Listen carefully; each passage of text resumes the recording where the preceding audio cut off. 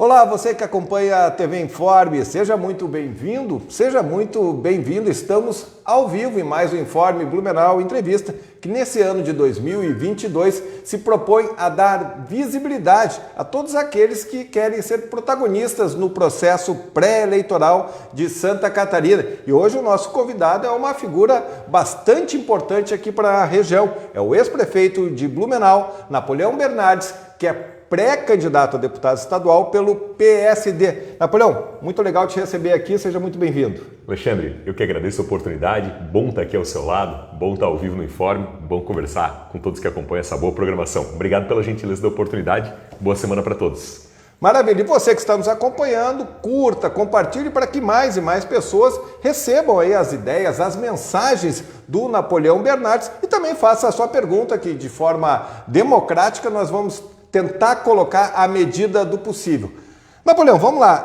Você foi uma vez vereador, mas já tinha tentado duas vezes, né, que ficou como suplente. A primeira vez com 17 anos, começou a sua carreira muito cedo. Você foi pré-candidato a deputado federal com uma bela votação. Foi prefeito, que era um azarão a primeira vez, ninguém apostava muito no Napoleão Bernardes, ele acabou se elegendo prefeito, teve o processo de reeleição e foi também candidato a vice-governador. Ficou 4 anos, né, tá tentando recomeçar. Talvez seja teu maior desafio político? Gonçalves, cada eleição, no seu tempo, representa o seu desafio. Então, todas elas são desafiadoras. Uma eleição de vereador, por exemplo, são muitíssimos concorrentes. Cada pessoa em cada local conhece uma multiplicidade de candidatos. Então, cada eleição, a seu tempo, tem o seu desafio. A primeira, por exemplo, ano 2000, eu tinha 17 anos, farei 18 lá pertinho do dia da eleição. Era um super desafio, né? Ser candidato a vereador numa grande cidade como Blumenau. Antes dos 18 anos, beirava quase uma aventura. E deixei de ser vereador por pouco. Eu fiz 768 votos naquela ocasião e um dos vereadores foi eleito com 860. A segunda eleição, houve um outro grande desafio porque a regra do jogo mudou com o campeonato quase começando, porque foi aquela eleição em que o Tribunal Superior Eleitoral reduziu de cima para baixo, às vésperas da convenção, o número de vereadores no Brasil como um todo. E Blumenau teve 1/3 de vagas de vereador a menos, então eu mais que dobrei a votação, foram 1.680 votos, a média dos eleitos até então em Blumenau era de cerca de 1.500, ou seja, aos 21 anos de idade era votação para se eleger. A regra do jogo mudou no meio do campeonato. E aí veio a terceira eleição, que foi uma votação espetacular, 6.352 votos, a maior votação até hoje para um vereador de primeiro mandato. Então, cada eleição daquela, a vereador teve seu desafio. Aí veio a eleição de deputado federal, né? Muitos também consideravam uma aventura. Foi a maior votação de Blumenau naquela ocasião, 42 mil votos em Blumenau. 56 mil votos no estado, mas 42 mil votos em Blumenau. Olha a matemática da coisa e o que são as ironias do destino. Em 2010, 56 mil votos, me tornei suplente de deputado federal, não assumi o mandato. 4 anos depois, no mesmo partido, uma deputada se elege titular com 52 ou 54 mil votos, para mostrar que foi uma baita votação, e são as ironias das proporcionalidades de cada eleição. A eleição de prefeito você bem mencionou, né?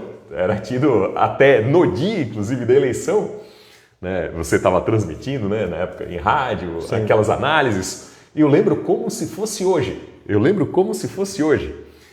Eu estava estacionando onde eu ia acompanhar a apuração, lá pela força do rádio, o PC estava transmitindo ao vivo, estava estacionando, estava a minha então namorada comigo no carro, hoje a minha esposa, a Guta.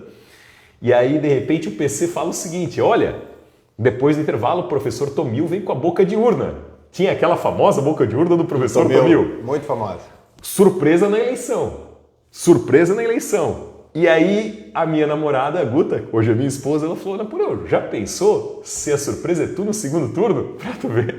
Falei, não, vai ver que a surpresa é eu fazer uma votação maior do que o pessoal está imaginando. E resumindo, eu já no primeiro turno fiquei em primeiro lugar, né? E foi a maior votação da história de Blumenau até hoje. E aí veio a reeleição, foi uma votação extraordinária, por um momento difícil. Naquela eleição, olha o desafio, Gonçalves, foi o menor índice de reeleição da história do Brasil. A eleição que teve menos reeleição de prefeito foi aquela. E a gente venceu a reeleição com a maior votação do segundo turno em Santa Catarina, proporcionalmente. Enfim, agora de deputado estadual, claro, também é um divisor de águas. São 4 anos na vida privada, tocando a vida em frente, advogando, lecionando, tendo voltado a estudar, a filha pequena, né? 4 anos, de fato, né? Tocando a vida como cada um toca a sua vida, na vida privada, ou seja, com menos visibilidade que é natural de um mandato. Então, claro, neste aspecto é um grande desafio. Eu te pergunto, e aí já cumprimentando, o Léo Alegre está com a gente, grande abraço, o Léo Tatá também, o Otacílio Krucinski também com a gente. Eu te faço essa pergunta porque, por exemplo, todas as tuas empreitadas para vereador, mesmo para deputado federal, para prefeito, se desse alguma zebra, tudo certo, né? Tu estava ali tateando. Já o processo de eleição, não. Aí você tinha uma avaliação do teu trabalho. Já também para candidatura a vice, bom, aí entrega para o chefe da majoritária. Você está recomeçando um projeto, então eu te pergunto do desafio, porque uma nova derrota pode sepultar definitivamente o teu projeto político, que era um projeto político que estava numa ascensão meteórica, você era e ainda é reconhecido, mas uma derrota do jeito que aconteceu, deixando o mandato, aquela coisa toda, virou um problema, né? Então é por isso que eu lhe pergunto desse desafio. Tu tem ciência que tem que passar agora. Alexandre, 4 anos, né, fora do exercício da vida pública, eu, por opção, né, fiquei um período sem partido, né, fui para a vida privada, toquei a vida em frente, né, voltei a advogar, voltei para a sala de aula, vivenciei o que todo mundo vivencia no dia a dia. Então hoje isso também traz um amadurecimento importante. A política e a eleição depende, é claro, né, do desejo daquele pretenso candidato galgar uma posição que permita ele trabalhar para fazer a representação, mas um político, no sentido da política eletiva, né, de disputar a eleição, que é o que eu faço, um político, na verdade, ele, né, tem que ter a sua motivação, o seu desejo, e tem que ter o aceite da comunidade, é uma via de mão dupla. Então, eu te confidencio, né, de modo assim público, na verdade, sim, é algo que está fora da minha alçada. O que está na minha alçada? É me colocar à disposição, trabalhar muito, né, para expor a minha história, a minha trajetória, as ideias, aquelas eventuais virtudes, né, que podem ser um ponto positivo para a representação na Assembleia Legislativa. O resultado final a gente tem que ter a tranquilidade que não nos cabe. Na mão das pessoas, da população, tenho a minha vida privada, gostaria muito, mas muito mesmo, de realmente ter essa oportunidade na Assembleia Legislativa, do exercício do mandato de deputado estadual. Acredito muito nas oportunidades que isso pode conferir, não só para o Estado como um todo, mas para a representação local e regional, que também são aspectos bastante importantes.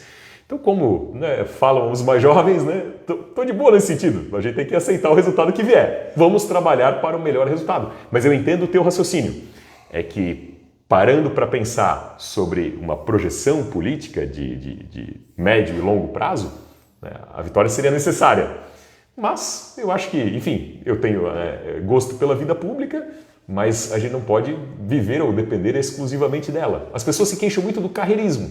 E eu optei pelo lado das minhas atividades privadas, acadêmicas, profissionais, que também são importantes. Então o que eu quero dizer com isso é que eu tenho muita compreensão, óbvio que tenho toda a gana, o gás, o entusiasmo para chegar lá. Mas a gente tem que ter compreensão que não depende só de nós. A Marilene, de volta ao campo, grande Napo, desejo sorte e sucessos nessa caminhada. O Fred Manck, boa noite, excelente candidato. O Guilherme Purari, eu sempre confundo o nome. Vamos lá, o Guilherme está dizendo, o Guilherme foi meu aluno, então não me xinga, Guilherme. Tem muito a ganhar como deputado. Não, peraí, que eu confundi do Rui Fernandes aqui. Vamos para o Guilherme aqui que me atrapalhei. Prefeito Napoleão, pretende futuramente escrever algum livro sobre seus mandatos feitos pelo Blumenau? Boa sugestão, não tinha pensado nisso. Pode ser uma boa ideia. Ó, maravilha. O Rui, o Rai Fernandes, peraí, vamos ver aqui, boa noite, quem tem muito a ganhar como deputado Blumenau todo o Vale do Itajaí, Napoleão jovem preparadíssimo para se orgulhar, não podemos perder o momento. O Ivo, boa noite, acompanhando os amigos, grande Ivo, sucesso ao Napoleão. Muita gente criticou a decisão do Napoleão quando houve o processo eleitoral de 2018, que houve a derrota. Mas é interessante a gente relembrar que quando Napoleão deixou a prefeitura, eu sempre fui um chato nesse sentido, mas eu sempre remei contra a maré, porque a cidade abraçou o projeto político de Napoleão, né? Se desenhava ele para outras tarefas e eu me lembro daquele evento da tua saída, foi um mega evento que fazia tempo que eu não via. Então a cidade te abraçou. Bom, o resultado não foi o que quis, aí baixa aquela maré e todo. Então hoje a gente percebe nas redes sociais que não é um termômetro totalmente confiável, mas é um termômetro, né? Que hoje as pessoas estão, às vezes, Napoleão. Como é que tu tens reencontrado as pessoas agora, não como cidadão Napoleão, agora como um candidato e como um eleitor? Como é que tu tens sentido a recepção? Estou muito animado, Alexandre. Estou muito animado e muito motivado. Há muito calor humano nas acolhidas, há muitas palavras de incentivo. E é uma coisa interessante, porque chegou o ano eleitoral e mesmo antes da minha definição, de tornar mais público esse novo desafio, né, de encarar esse desafio, as pessoas iam encontrando, mas será candidato esse ano? Vai ser candidato a quê? Aí a gente vai explicando, enfim, tem havido muitas palavras de ânimo, de força, de vigor, de encorajamento. Eu estou muito motivado nesse contexto e nesse sentido. Óbvio, a vida de cada um de nós, seja na vida política, mas na vida pessoal, na vida familiar, na vida empresarial, em qualquer atividade da vida humana, tem acertos, tem erros, né? Tem acertos, tem equívocos. Tudo traz um amadurecimento, um aprendizado, né? O que eu acho que é o importante nisso tudo? É a máxima boa-fé.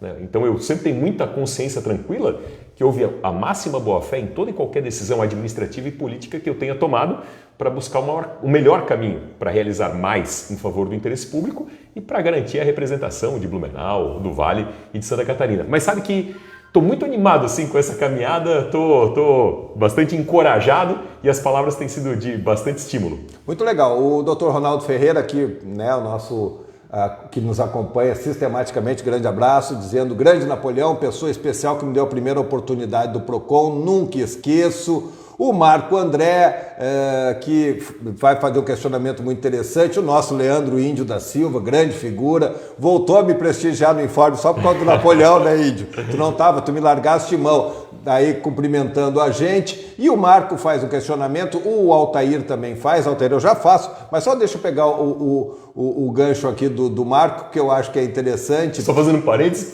que audiência qualificada, né? Coisa boa, lisonjeado. Obrigado a todos aí pelo carinho da audiência. O nosso companheiro aqui, do Resende Preto, boa noite, Alexandre, Marco. Esses cabelos brancos, frutos da política, ainda vale a pena nos dias atuais? Eu imagino que não seja para mim, né, Marco? Eu imagino que seja para o Napoleão, que está começando com os meus, enquanto tiver branco ainda tá bom, não dá para cair. E aí, Napo, vale a pena nos dias atuais? Se bem que no jornalismo, nos dias atuais, também os desafios são grandes, né? É verdade. A Guta, minha esposa, de vez em quando, né? Enfim, ainda mais no executivo, né? A vida numa cidade sempre há uma crise, né? Seja um congestionamento, não deixa de ser uma crise, uma enchente é uma crise, enfim, uma greve é uma crise. A vida da política é gestão de crises, ainda mais no executivo, ainda mais em gestão de cidades. E aí a Guta de vez em quando até me perguntava, né? Aí eu sempre respondi ela com uma frase. Então, para responder o Marco, o que respondo em casa para a Guta é que tem alguns segundos que fazem o todo valer a pena. Alguns segundos que valem todo o perrengue valer a pena. Dá um exemplo que aconteceu, você perguntou sobre a acolhida e tal. Eu estava recentemente agora, um sábado desses, numa macarronada beneficente. Aconteceu na Vila Germânica. É de emocionar. Eu estava caminhando e de repente veio um pai jovem da minha idade, eu estava a caminho da fila para me servir, e aí o pai jovem veio, Napoleão. Eu falei, pois não. O cara é relativamente jovem, um pouco mais velho, um pouco mais novo que eu, alguma coisa assim. Falei, podes voltar um pouquinho para cumprimentar a minha filha? E eu estava indo para me servir na fila, ia ter que voltar. Falei, não tem problema e tal. Aí vi, a moça, não era uma criança, né? Já uma moça jovem, enfim, e fui chegando mais perto. Aí ele me explicou, falou, Napoleão, ela ouviu a tua voz, te reconheceu pela tua voz. Ela é cega. Ela teve a oportunidade no Paradesporto, ela se realizou através do Paradesporto, ouviu a tua voz, perguntou para mim se eras tu mesmo e falei, não, vamos lá. Aí dei um abraço carinhoso, enfim. E aí nisso veio por curiosidade, por coincidência, naquele local veio uma outra menina também relacionada ao Paradesporto. Então assim, que segundo mais gratificante que aquele? Um abraço, um carinho, um reconhecimento, tantos anos depois. Então o que eu quero dizer dessa história dos segundos é isso, né? São Sim. alguns segundos que fazem o todo valer a pena, enfim, por alguma entrega, por alguma realização. A política, né? O Marco é advogado, eu sou advogado, minha esposa é médica. Então assim, por exemplo, um advogado, um médico, né? Quando é bem sucedido numa situação, a gente se sente realizado. A gente tocou uma vida, né? E fez sentido para uma pessoa.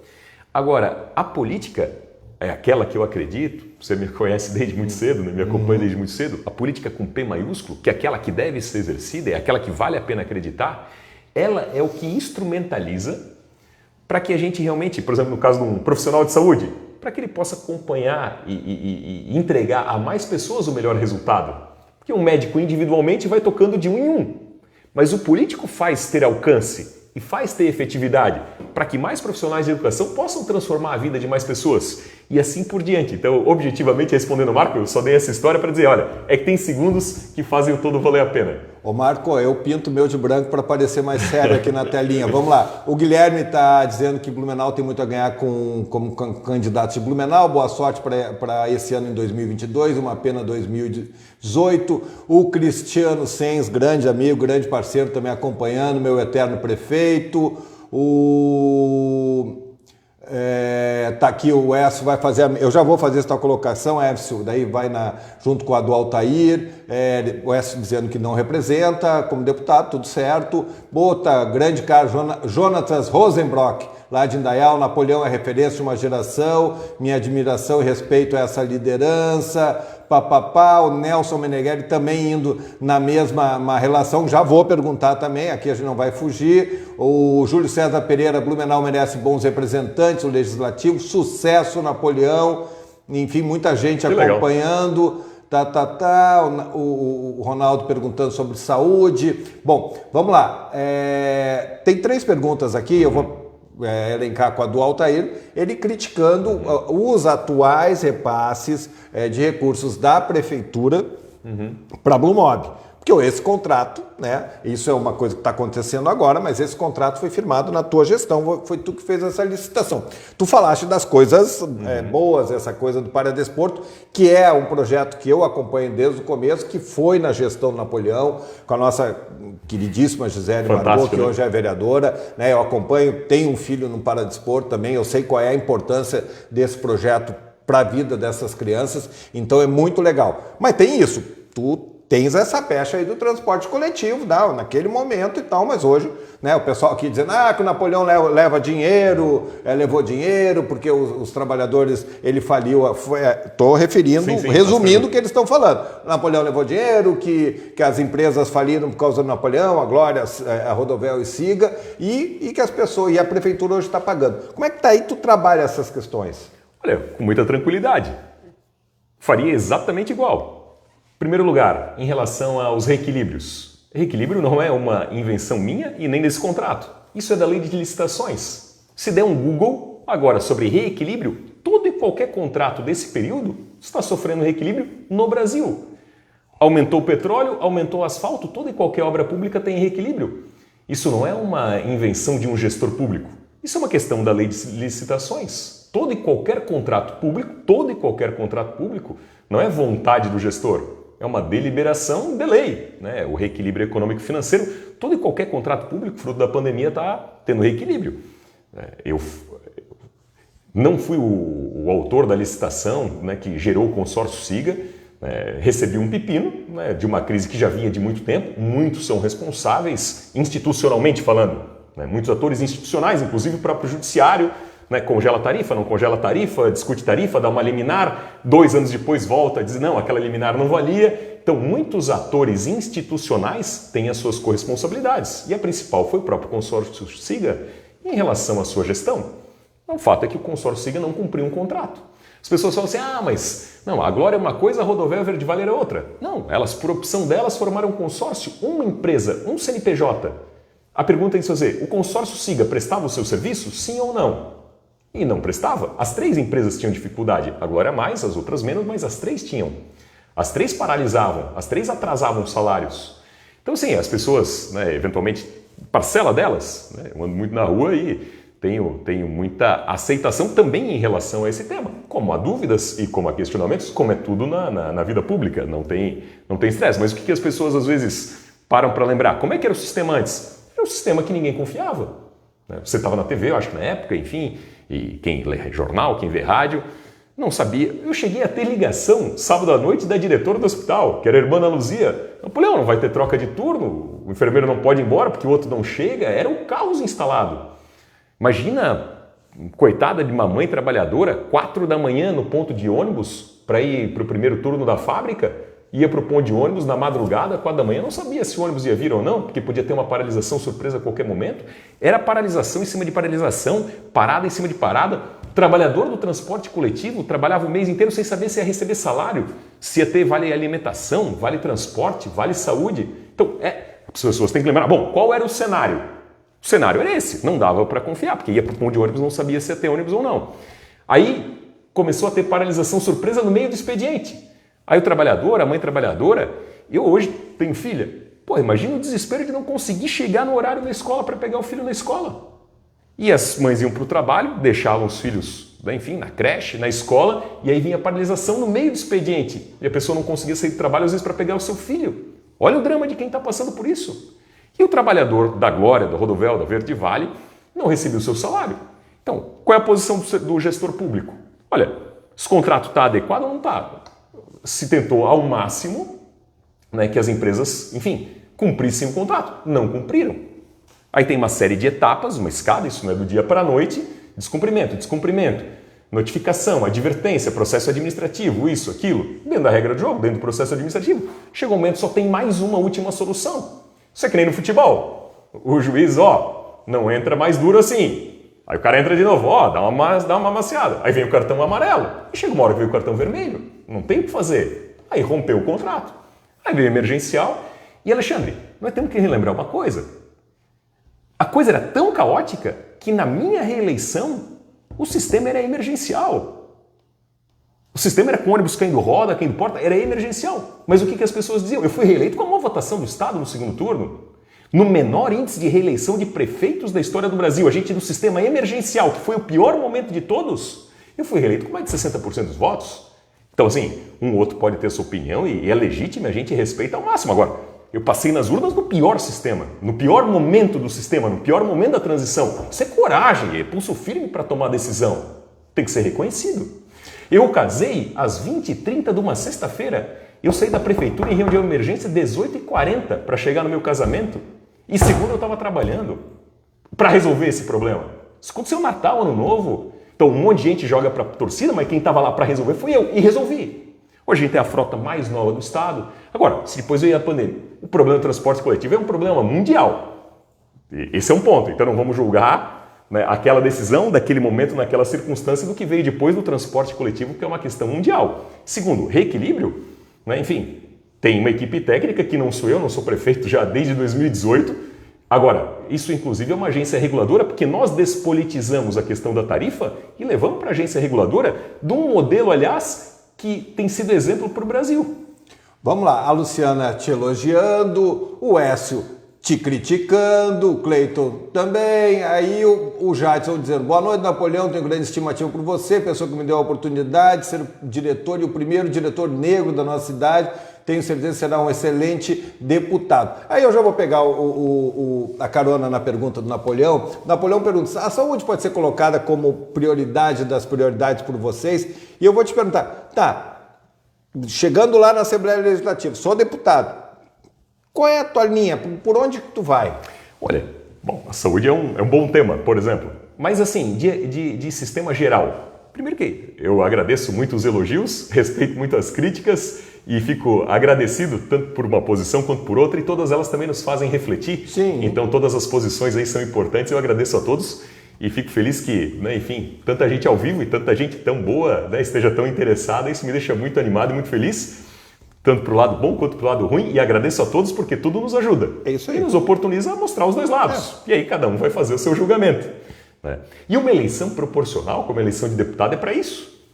Quem acredita em mim, no meu jeito, vai comigo. Quem não acredita vai votar em outro, para que outro alguém o represente. E o legislativo é isso, é a soma das vivências.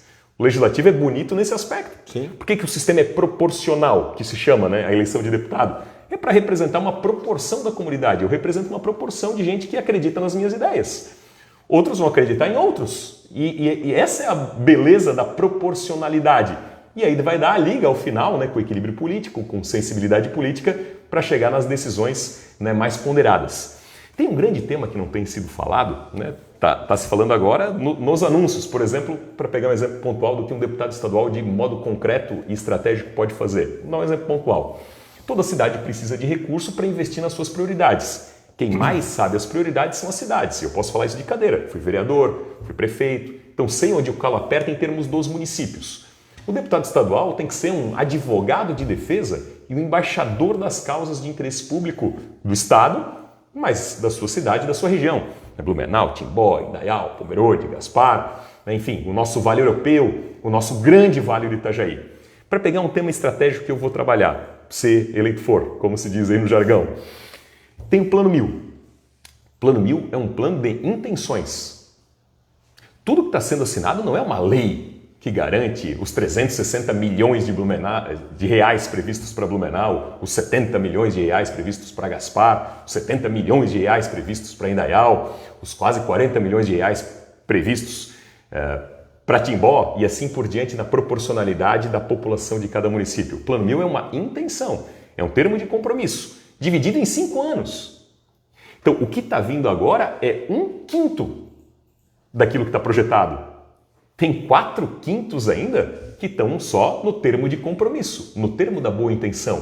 Então, ter um deputado, né, com a vivência, com a capacidade, com a visão, né, com peso político de representatividade e musculatura para fazer isso chegar de fato e cobrar para que isso chegue de fato e desate os nós para que isso de fato aconteça e exigir responsabilidade política para que um termo de compromisso, um pacto de intenções de fato se execute independentemente de quem seja o governador, isso já é um papel maiúsculo e é um papel estratégico. Isso é uma visão que eu tenho. Outra visão que eu tenho é a questão justamente do desenvolvimento de Santa Catarina. A Assembleia Legislativa, ela é o palco, a arena, onde, por exemplo, todas as questões tributárias elas devem ser discutidas. E para Santa Catarina manter o seu modelo de competitividade, temas difíceis como esses, como as questões tributárias, que são complexas, esses passam pela Assembleia. Então, para a gente manter esse nosso modelo de desenvolvimento, para gerar mais prosperidade, a competitividade que Santa Catarina precisa diante do mundo, a Assembleia é um palco importante. Então, a minha ideia é levar para a Assembleia Legislativa, né, muito da nossa experiência, da nossa história, da nossa trajetória, né, com peso, com musculatura, para garantir efetividade nos resultados em favor da população. Vamos lá, eu ia perguntar depois, mas já antecipou. Eu quero saber a tua opinião do Plano 1000, né? Lembrando dessa tua experiência como prefeito, né? Então a gente percebe aí quase todos os prefeitos aí, por pouquíssimas exceções, abraçados, né? Prefeito de Blumenau, prefeito de Indaial, prefeito de Pomerode, prefeito de Gaspar, prefeito de Timbó, prefeito de Gascou, todos muito amigos seus, muito próximos a seu. E você fez essa tua manifestação com relação a tentar colocar no papel a obrigação disso. Tu vais fazer isso se o Jean Loureiro, que é o candidato da tua aliança, ganhar a eleição? Mas não tenha dúvida, até porque o vice dele é o idealizador do Plano 1000, que é o Giordani. Sim. Então há um compromisso de execução. Agora, independentemente de quem seja o governador, o próprio Moisés, ou o Jean Loureiro, que é o candidato da nossa coligação, ou qualquer outro que venha a ser eleito governador, porque o deputado estadual tem que ter a grandeza política e a estatura política para dialogar, para convergir, mas acima de tudo cobrar o que tem que ser cobrado. Então assim, Plano 1000, como eu disse, é excepcional para os municípios. Quando eu era e percorri o estado, né, enfim, ouvindo, né, e era cotado aí, eventualmente até como pré-candidato a governador e tal, eu tinha até um nome de um programa, e devo ter mencionado aqui, que era o dinheiro direto na cidade, né? Mas porque o espírito é esse, é a cidade que mais sabe onde se precisa investir. O Estado teve um excesso de arrecadação em virtude da inflação. Penso que nesse momento de crise, de dificuldade, né, talvez fosse o momento até da revisão, né, de algumas alíquotas tributárias, né, porque hoje está pesado. Então o Estado está arrecadando muito, mas às custas do empobrecimento das pessoas. Esses dias eu próprio fui abastecer meu carro, deu mais de R$300, eu olhei para a moça e perguntei se dava para parcelar em 2 vezes, e ela achou que eu estava brincando, e eu não estava brincando. Eu preferiria e desejaria ter parcelado. Eu achei muito caro. Como é o mercado, como é a comida. Então, nesse momento de perrengue que o Brasil e o mundo estão passando, de inflação muito alta, os preços nas alturas como estão, né? Enfim, o Estado manter a arrecadação como está, né? sem ter uma política emergencial, né? De refresco, de suspiro, eu acho que esse é um tema que deveria ser melhor debatido, porque há muito recurso, mas às custas de quê? Do empobrecimento da população. Não é fruto do desenvolvimento econômico, de mais geração de riqueza, de mais geração de oportunidade, porque essa deveria ser a lógica do incremento da receita. O incremento da receita deveria vir, né, do aumento da atividade econômica. Mas enfim, esse é um tipo de debate importante para a Assembleia Legislativa, mas respondendo especificamente sobre o Plano 1000, como eu falei, hoje é um pacto de boas intenções, é um termo de compromisso. Se acredita nisso legitimamente, de boa fé, não há nenhuma dúvida a esse respeito. O fato é que como é que vai estar a economia daqui 2 ou 3 anos? E esse é um programa de 5 anos, e só o primeiro ano está sendo executado. Então, a gente tem 4/5 do programa para estar em cima. E é exatamente o período do próximo mandato. Então, a minha atividade de deputado estadual também vai ser focada nisso. Para, por um lado, garantir que ele continue e siga conforme o pactuado, mas também para ser o parceiro desses municípios todos, porque a gente sabe, né, e eu fui prefeito, sei onde o calo aperta, como eu disse, né? A gente sabe que muitas vezes é a vírgula da burocracia que faz com que a coisa não aconteça. E aí tem um deputado parceiro ao lado para fazer que o recurso chegue na obra que a população espera, isso é importante, estratégico, e eu pretendo ter esse papel. Bom, mas o senhor tem clareza assim que todos, né? É porque agora entra no embate eleitoral e está todo mundo dando canelada. Todo mundo não, perdão, vamos lá. Fora os prefeitos, deputados, tudo que é adversário está dando canelada no Plano 1000. Então, tu estás até, por exemplo, está numa aliança que tem o governador Colombo, que onde pode, pega, né?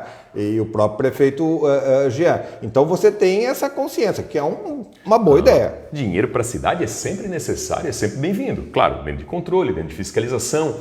O que eventualmente, né, faltou ao Estado? O Plano 1000 é excepcional, ele tem que tocar ficha e quem seja o governador tem que seguir em frente, e eu como deputado vou ser alguém para estar em cima, no bom sentido da palavra, para realmente fazer com que ele aconteça, chegue nas cidades naquilo que é prioritário. Agora, dinheiro para o município, e eu próprio tinha essa ideia, dinheiro direto na cidade, porque assim é que as coisas acontecem com menos burocracia, com mais facilidade dentro das prioridades. Agora, uma coisa são as necessidades de Blumenau. Vamos falar aqui do Vale Europeu, por exemplo. Uma coisa são as necessidades de Blumenau, pavimentação, infraestrutura, algo aqui. Gaspar, né, parque lá, né, as obras que estão sendo elencadas, Timbó, Indaial, Pomerode. Então, existem as necessidades locais. O que falta ao Estado nesse momento, e aí desta crítica, sim, eu entendo como pertinente e também penso que a Assembleia Legislativa é um bom local para debater isso, é que faltou ao Estado aí as obras estruturantes de Estado, porque o dinheiro está chegando no município, isso tem que acontecer, perfeito. Agora, e as SCs que estão no estado caótico? Isso não acontece. E as outras ações de infraestrutura mais estratégicas? Um plano até mais arrojado, né, de ferrovia, interligando o oeste aos portos, que possa levar a nossa indústria até os portos de um modo mais efetivo. Então, já que houve, né, esse excesso de arrecadação, poderia ter sido discutido, né, o alívio emergencial aí dos tributos que estão pesando no bolso. Uma vez também chegou a minha conta de luz e eu me dei o trabalho lá em casa de ver quanto aquilo era imposto, né, e era 1/4. É pesado. E aí eu fui ver ali na minha conta de luz, porque me assustou, porque que ela ficou tão cara, nos outros meses não era. Porque ali tinha começado, a taxa lá da crise hídrica, e aí veio uma sobretaxa. E sobre as duas multas, que a gente não tem nada a ver com essa história, como cidadão consumidor, a gente também é tributado. A gente é tributado sobre a multa e é uma multa que a gente não gerou, né? Então, assim, essa questão da discussão tributária acho que teria sido um ponto que ficou falho, né, neste contexto, e uma visão mais macroestratégica, né, de uma ação de infraestrutura relevante, né, que pudesse dar, né, sustentação econômica para o Estado por mais longo prazo. Vamos lá, você está numa aliança cuja chapa majoritária está praticamente definida. Prefeito de Florianópolis, Jean Loureiro, Heron Giordani, que é da região oeste, é isso, né? Isso, oeste. Isso. E o Raimundo Colombo, candidato ao Senado, que é de Lages. Ou seja, não tem representante do Vale aqui. Aí vamos dizer, bom, mas o governador Moisés não é da região, tem os outros que não são da região. Mas o governador Moisés está fechando um pacto aí com os prefeitos da região. Essa sua chapa, ela prejudica ou ajuda na hora de você pedir voto? Olha, eu, né, enfim, tenho compromisso partidário e acredito também, enfim, Cada um deles tem as suas virtudes, o prefeito Jean Loureiro, o Heron, que foi inclusive um dos idealizadores dessa nova relação do governador Moisés com os prefeitos. Se hoje há essa relação, né, com os prefeitos, esse atendimento aos prefeitos, isso foi fruto, né, do trabalho, né, empenhado do então secretário Heron, que é muito talhado, né, e muito competente, muito talentoso, né, e essa paixão dos prefeitos pelo bom atendimento da nova fase do governo do estado, isso só se deu por um nome e um sobrenome, Heron Giordani, que é o candidato a vice-governador e vai dar essa garantia para os prefeitos de se manter esta política de portas abertas e de bom atendimento. O Jean Loureiro é alguém que foi vereador, foi prefeito, né, tem uma gestão exitosa, é alguém moderno, inovador, e o Raimundo Colombo tem experiência, né, para uma boa representação lá no Senado, lembrando que o Senado são 8 anos, passam 2 presidentes da República, enquanto alguém é senador por um mandato. Então essa experiência também ela é importante. Então tenho tranquilidade quanto a isso. Agora, também eu tenho percebido, hoje cada vez mais as pessoas não fazem mais o voto linear, né? Então, cada um, Blumenau é uma cidade de formadores de opinião, o Vale Europeu, né, de gente que gosta de política e tal, então vai fazer uma análise criteriosa. Olha, me identifico com Napoleão, vou votar no Napoleão, né, e vai escolher o seu federal, vai escolher o seu senador, e vai escolher o seu governador, e às vezes vai escolher o governador de uma chapa, o senador da outra. Então essa colinha pré-feita, né, como aconteceu em 2018, por exemplo, ela tende a não existir. Pegando o gancho de 2018, não era bem essa pergunta, mas vai junto, talvez o mais eloquente dessa chapa majoritária não está na chapa majoritária, que é o prefeito de Chapecó, o João Rodrigues, né? E ele está muito claro que ele está ali muito mais para fazer o palanque para o presidente Bolsonaro do que propriamente, claro, ele está colocado como coordenador da campanha do Jean Loureiro, mas quem entende um pouco de política sabe que não é ele que vai dar o norte para a campanha do Jean Loureiro. Ele pode até apitar, ter palavra, mas ele está ali meio tipo, eu vou, mas vocês vão ter que... E ele parece, né, fez um baita evento em Chapecó, um baita evento, e ele parece que, né, ele está botando a faca no pescoço de todos vocês, não só todo mundo ali, diz assim, vocês vão apoiar o Bolsonaro e tal. E é o sentimento que eu tive, porque eu conheço quase todos que estão ali. Eu digo, não, tá certo que talvez lá numa disputa, mas eu te conheço e conheço Colombo, eu imagino que pode até na disputa com o PT ter o apoio ao Bolsonaro, mas tá todo mundo incomodado com o governo do presidente Bolsonaro, ou não? Desse time aí, a maioria absoluta é do time dos torcedores, né, e entendedores de que o Brasil merece mais que Lula e mais que Bolsonaro. Mas não vai ser um dos dois, ponto. É o time dos torcedores da terceira via. Mas isso já estourou, né? Tu tem experiência... Pô, a minha eleição ninguém acreditava, né? Não, mas era bem diferente. Era diferente. Então, nós somos do time que entende, olha, né, minimizar um debate... Pô, o Brasil, com o tamanho que tem, né, com a grandeza que tem, limitar esse debate àquilo que a gente não quer, aquilo que se entende, entre aspas, né, como o que acha menos ruim, pô, isso é minimizar o debate. Porque eu entendo o seguinte, o primeiro turno a gente tem que votar em quem a gente acredita, em quem a gente gostaria que nos representasse. Falando de eleição majoritária, obviamente, né, que é a eleição de 2 turnos. Então, o primeiro turno é uma eleição de quem a gente quer, de quem a gente acredita. E o segundo turno, aí vai ver quem está lá no segundo turno, é a votação da exclusão, né, de quem a gente não quer. Então, enfim, o nosso time é um time que... primeiro que a gente também tem que acreditar no resultado prático, né? Então, a gente não pode virar as costas para quem esteja eleito, a gente tem que ser prático em trazer os resultados, né? Trazer resultados em favor do Estado. Não adianta só tirar foto, fazer selfie, né? Enfim, querer pegar carona em avião e o Estado ficar, né? Enfim, em segundo plano. A gente precisa ter representatividade e saber governar com quem esteja lá. Então, União Brasil tem o seu candidato, né? O PSD, né? Enfim, está acreditando na tese da terceira via, né? Nosso primeiro turno vai ser na torcida, né? Por achar que o Brasil merece mais, né? Do que o que já teve em relação ao Lula e do que está tendo em relação ao Bolsonaro. A gente acha nesse primeiro turno, bom, vamos ver se surge uma esperança aí, né, de alguém que possa nos representar. E aí, no segundo turno, vai para a exclusão. Eu já vou te perguntar, tu vai deixar picando assim, eu vou te perguntar sobre essa exclusão. O Carlos Veloso aqui, Blumenau vai ganhar muito com o Napoleão, deputado estadual, o Nilson Francisco, ninguém vota em candidato que apoia o Bolsonaro. Com a tua experiência, apesar de tu ter jovem, tem 20 anos aí na política, tu conhece, tem uma sensibilidade importante. Por que não se criou a terceira via? Né? Vamos lá, Eu não gosto de lembrar, não dá para lembrar casamentos anteriores, né, com relação ao PSDB. Pô, mas o PSDB, que sempre foi o grande contraponto, não conseguiu construir, tinham nomes competitivos, o João Dória, o Eduardo Leite, não se criou. Então hoje a terceira via, falou do União Brasil, pô, Luciano Bivar, né? Com todo respeito, era o presidente do PSL.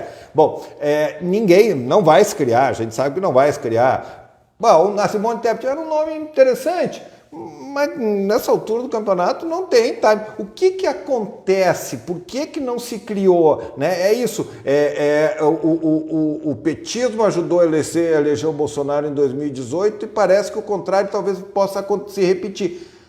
O que deu? Olha, é uma grande interrogação, né?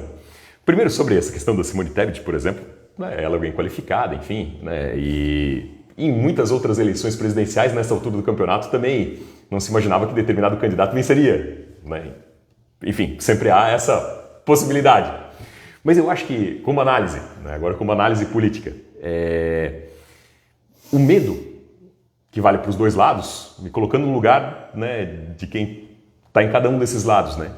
O medo do retorno de um ou da manutenção de outro, na verdade, Lula e Bolsonaro se retroalimentam nesse sentido. Para o Lula é fabuloso ter o Bolsonaro, né? Porque quem está indo para o Lula é porque não deseja ver o Bolsonaro de jeito nenhum. E para o Bolsonaro é maravilhoso ter o Lula. Se o Lula tivesse um gesto, né, e não fosse candidato a presidente, esse problema estava resolvido. Aí teria havido a possibilidade de 4, 5 ou 6 boas opções para o Brasil, cada um escolher no primeiro turno quem acredita, e no segundo turno vai, né, por eliminação. Mas haveria no primeiro turno não um voto... Na verdade, o Lula e o Bolsonaro estão sendo muito estrategistas no sentido de fazer o segundo turno do primeiro, porque cada um está achando que vai vencer no primeiro turno, tudo certo. Eu acho que é essa questão da retroalimentação, um está dependendo do outro. É interessante, pegando o gancho, o Rodrigo Alves faz uma colocação pertinente, não é o que eu vou te perguntar, o povo de Blumenau gosta de votar em candidato de fora, depois ficam reclamando que suas cidades vizinhas ganham grandes obras e melhorias. Ainda insistindo nessa polarização, porque a grande parte da população brasileira ela não é extremada, pelo contrário. Pelo contrário. E hoje eu vejo um povo de extrema direita e eu não posso colocar esse momento do PT hoje de extrema esquerda. Né? Não sei, tu me corrige. Mas o que acontece que tem esses polos tão distintos e se o cidadão brasileiro, em sua maioria, é um povo mais de centro? O que dá? É uma boa pergunta sociológica, né? Isso dá uma tese de doutorado. Estou falando com o professor aqui. Mas olha, essa precisa ter um PhD aí para explicar. Porque, no geral, o Brasil sempre foi o país do equilíbrio, né? E, por exemplo, uma carreira, né, que é a carreira do equilíbrio, é a diplomacia. E o Brasil sempre foi muito talentoso na diplomacia. A diplomacia brasileira foi reconhecida no mundo. Por quê? Pela característica do brasileiro, de fazer o ponto, contraponto, buscar convergir. Essa sempre foi a essência do brasileiro, a conversão, né? Então, olha...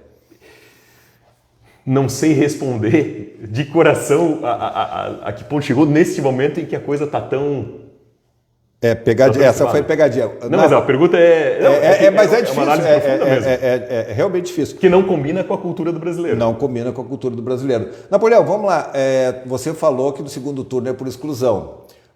O candidato a vice do presidente Lula é uma pessoa que tu tens como amigo e ele também te tem como amigo. O Geraldo Alckmin, ex-governador de São Paulo, sempre foi um espelho de político para ti. E eu sei que vocês têm uma relação de afinidade, de respeito muito.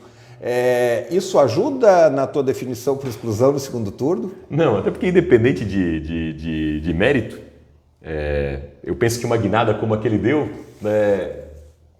não é autoexplicável, né? E na política essas coisas não autoexplicáveis elas se tornam complicadas.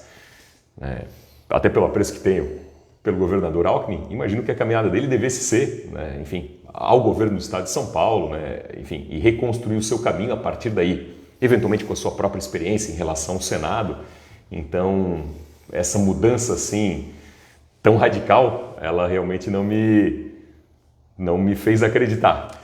Napoleão, com quais são as dobradinhas que tu trabalha para chegar nesse processo eleitoral? A gente sabe que sempre a gente precisa dobrar com candidatos às federais, não tem exclusividade, a gente sabe, mas com quem tu está trabalhando regionalmente para dizer assim, ó, esses aqui nós vamos trabalhar junto, pedir voto, a gente sabe aí que tem alguns prefeitos que estarão no teu projeto, prefeito Indaial, André Moser, né? A gente sabe da simpatia do prefeito Mário, que tem outros candidatos nesse projeto, mas tem uma simpatia, o pessoal aqui da prefeitura tem uma afinidade contigo, mas com quem são os teus pré-candidatos que vai trabalhar junto? Bom, acho que as parcerias são sempre importantes, né? E a cidade e a região, há vários públicos, há vários segmentos e tem as identidades naturais. Como eu disse hoje, especialmente na nossa região, mas, enfim, não há mais aquela política, né? Enfim, o sujeito recebe ali uma colinha pronta e vai seguir aquilo em automático. Sim. A gente pode falar, né, a respeito das qualidades, das virtudes, né, das pessoas, e as pessoas vão se identificando. Bom, eu sou filiado a um partido, o partido é o PSD. Então, no PSD, D de dado, né, bem dizendo, no PSD a gente tem uma nominata de candidatos a deputado federal. Né? Como eu sou alguém de partido, né, é natural, né, que essas parcerias façam convergência em relação aos candidatos do partido. E aí a gente tem que olhar a ótica regional, que também é importante. Da nossa região, né, quem o PSD de dado tem? O deputado Ismael, aqui de Blumenau, de casa, é alguém muito qualificado, né, tem muita experiência no legislativo, ele está indo a deputado federal. Ele tem muitos serviços prestados, não só a Blumenau, mas em Santa Catarina. Um grande exemplo positivo que vem do deputado Ismael é um drama que afeta muitas famílias, não só em Blumenau, mas no estado inteiro. A questão das drogas, do álcool, quantas vidas são perdidas, não só no sentido físico da morte, mas a morte social, a morte familiar, né? E que mata não só aquela pessoa, mas aqueles que convivem com ela. Que tristeza, que drama, né? Como eu te disse, pô, agora sou pai, eu fico imaginando, né? Pô, o que a gente mais quer como pai? Orgulhar o filho da gente, né? E aí, pô, o sujeito chega naquele estado em casa, que coisa, pô, isso aperta o coração e dói a alma. O Ismael foi o autor do projeto Reviver, que hoje por Santa Catarina toda, né, viabiliza muita recuperação de muita gente nessa questão de drogas e álcool. É um belo trabalho, tem que ser reconhecido. Até a gente conversou sobre isso aqui. O deputado Ismael é alguém muito trabalhador, muito focado nessa questão, né, da defesa, do combate drogas, álcool, tem folha de serviço prestado. O deputado Ismael, então, é alguém que eu tenho muito carinho em poder caminhar, né, e falar positivamente através do seu legado. Alguém preparado, tem uma história, tem uma qualificação, chegaria no Congresso Nacional com estatura e com capacidade para fazer um bom trabalho na nossa representação. Outro do PSD, D de dado, né, que tem uma relação regional aqui conosco, inclusive é nascido em Blumenau, é o Paulinho Bornhausen. Trouxe o Centro de Inovação para Blumenau. Muitas das ações de tecnologia tem a digital do Paulinho Bornhausen. Então, neste campo, por exemplo, do desenvolvimento econômico, da ciência, da tecnologia, Paulinho Bornhausen, que é nascido aqui, portanto é da região, né, tem muita entrega. Né? São as duas pessoas, por essa linha partidária, né, e proximidade regional, são as duas pessoas com as quais mais eu tenho caminhado, sabendo que, enfim, o eleitor vai votar em um governador de um partido, cada um vai votar, né, de acordo com as suas convicções. O que a gente pode fazer é apresentar virtudes, né? Isso eu tenho feito, né? Enfim, aquelas pessoas que eu conheço e notadamente a esses que são do partido e são da região. Napoleão Bernardes, pré-candidato a deputado estadual pelo PSD, ex-prefeito de Blumenau, obrigado pela tua participação aqui com a gente, boa sorte nessa empreitada. Eu sempre digo que um ex-prefeito como ele, como João Paulo Kleinberg, são nomes importantes para estarem representando Blumenau, no nosso caso, mas qualquer cidade, pela experiência que eles têm. E então, boa sorte na tua empreitada. Obrigado, Alexandre. Um abraço a toda a gente amiga. Obrigado aí a tantas manifestações tão carinhosas. Obrigado aí a todos que nos acompanharam. Obrigado de coração. Bom, o agradecimento do Napoleão é o nosso também, muita gente acompanhando, muita gente boa. Esse é o nosso papel aqui no Informe Blumenau Entrevista. Na próxima semana já temos agendado ao vivo a pré-candidata a deputada federal pelo PT, Ana Paula Lima. Também tem marcado, mas dessa vez gravado, o pré-candidato a deputado estadual pelo União Brasil, Laércio Schuster, ex-prefeito de Timbó. É nós, aqui no nosso programa, nosso trabalho, abrindo espaço para que você, eleitor, tenha o discernimento lá em outubro e escolha o que você acha melhor para Santa Catarina. Um grande abraço, até a próxima!